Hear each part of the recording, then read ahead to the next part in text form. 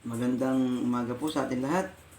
Muli po, ito po, kakain po ako ng bawang. Ngayon po, marami po akong tinalupan pero hindi ko naman po lahat siguro kakainin yan. Mga ilang buti lang po siguro, mga 3, ganun po, 4. Araw-araw ko naman po talagang ginagawa to, tulad po ng dating sinabi ko. Kaya lang hindi ko po pinapakita palagi.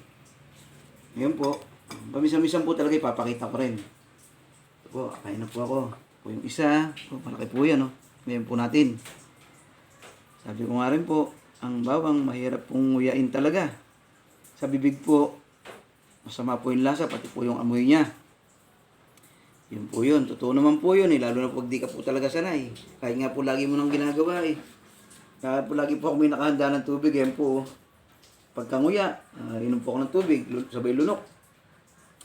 Kung gusto niyo po talaga na matesting, pwede naman po. Ito po ay napakalaking tulong at benefits po makukuha natin sa bawang. At sa ano naman po ng mga doktor, sinasabi naman din po yung kaya lang, nasa sa inyo po, kung bago nyo po niya siya gawin, kainin, o uminom ng bawang, kumonsulta po muna tayo sa doktor para malaman po natin kung ano po ang ipapayo nila o sasabihin nila kung karapat dapat po tayong uminom, kung check-upin po muna nila tayo. Kung ano po ang ipayo nila o sabihin, yun po ang sundin natin. Kasi sila po yung doktor, alam po nila kung ano po yung makabubuti sa atin. Sundin po natin sila kasi nagpunta po tayo doon para malaman po natin kung paano po ba dapat gawin kung pag-inom mo paano sa ating sitwasyon sa katawan. So, yun lang po maipapayo ko. Kumonsulta po muna tayo kung hindi tayo sigurado para malaman po natin kung ano po ang dapat natin gawin, kung ano po yung papayo nila. Yun po. Salamat po sa sanang inyong kung mapapakinggan nyo po sana itong video ko. Papasalamat po ako sa inyo. Kung gagawin nyo po, hindi, salamat din po. Ang akin lang naman po, para makakatulong po. Ito nga po, ulitin ko po. Inaano din naman po ng mga doktor to. Meron nga po akong napagtanong ng doktor, nagpatingin po ako minsan. Tinatanong niya po kung paano kung nakakain o naiinom. Nagsabi po ako ng konting paliwanag sa ginagawa ko para ko lang po din po mainom. Parang gulat na gulat po siya, pero sa tingin ko po kasi parang gusto niya rin talagang inumin yung bawang. Kahit doktor po siya, parang pwede niya pong inumin dahil sa sitwasyon niya, kaya lang parang mahirap po para sa kanyang kainin at inumin ng bawang kasi totoo nga po sa lasa. Po, inumin na po natin. Kainin ko na po. Talagang iba po. Ang lasa po niya. Kasingaw.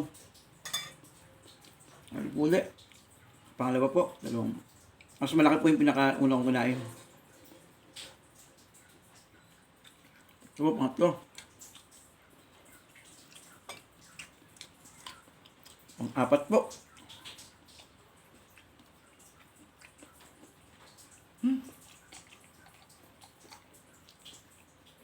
Ayos na po yun siguro.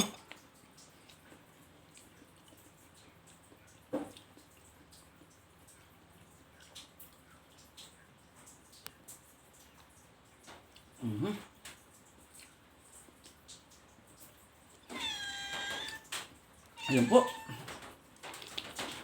Tapos na po siya, nalunok ko na po. Ganun lang po kasimple. Kung titignan po natin, parang napakahirap po, parang madali lang naman po. Salamat po muli sa inyo. Sana po, pakisuportahan nyo na lang po yung aking mga video. Meron po ako ito po sa Facebook, tsaka meron din po akong YouTube channel. Kung ano po yung pangalan sa Facebook ko na Marlon Dagal, yun din po ang pangalan ko sa YouTube channel. Sana po, pakaparehas nyo po siyang suportahan. Salamat po muli sa inyong lahat. Ingatan po tayong palagi sa araw-araw.